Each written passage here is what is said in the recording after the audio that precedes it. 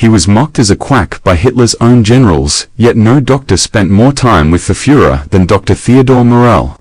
For years, Hitler trusted him without question, but when the war ended, the doctor who had been closer to Hitler than almost anyone faced a surprising fate.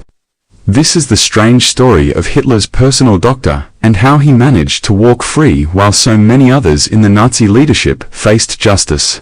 Theodore Morell hardly seemed like the man who would become Adolf Hitler's most trusted physician. Born in 1886 in a small German town, he studied medicine in Grenoble, Paris and Munich, before specializing in obstetrics and gynecology.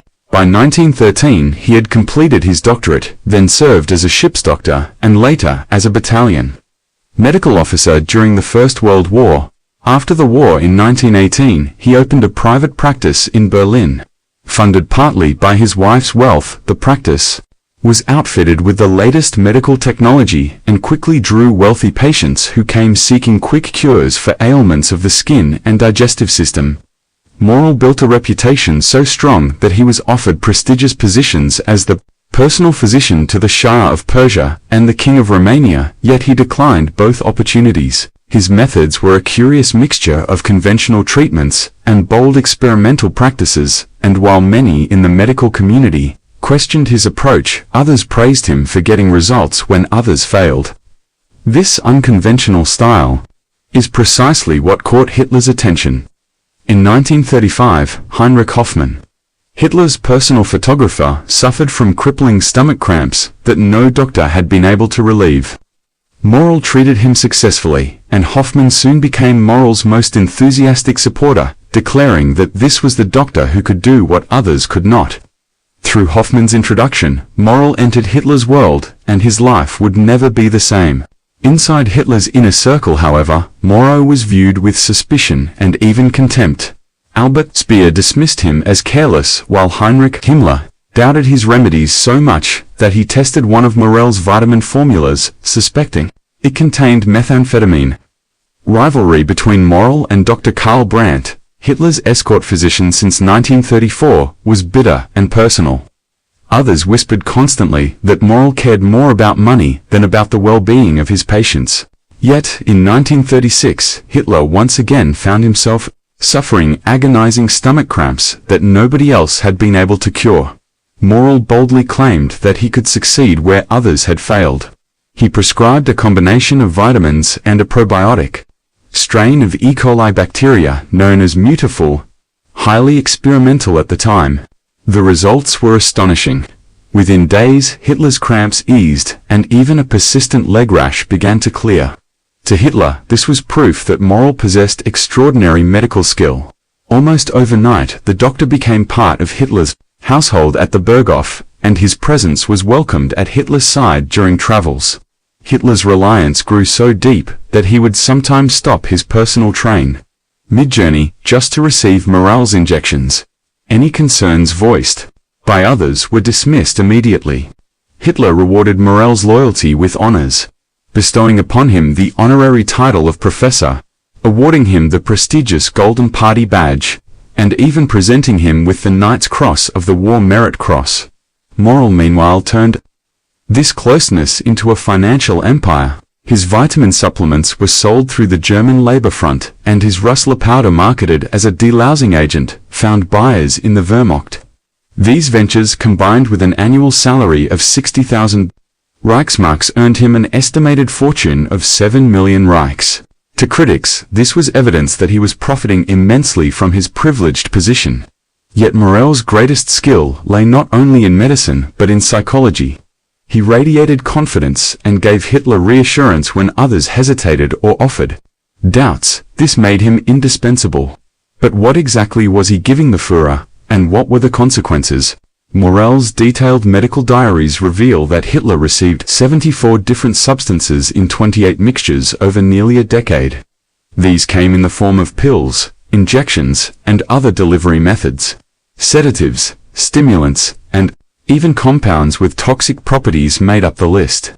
Among the most striking were 3 substances, in particular, eucodol, a morphine-like opioid carrying high risk of addiction; Pervitin, a methamphetamine-based stimulant used to keep Hitler alert during endless meetings, and orchocrine, an extract from bovine testosterone and pituitary glands, marketed as a restorative tonic and aphrodisiac.